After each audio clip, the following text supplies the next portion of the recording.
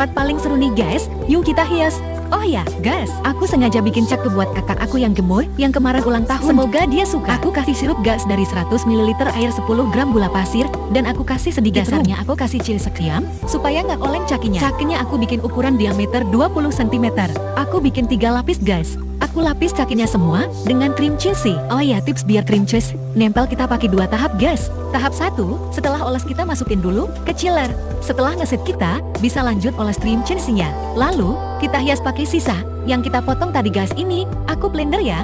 Ini aku kasih semua cakinya, kecuali bagian tengahnya guys. Nah, seperti ini, guys, hasilnya cantik kan?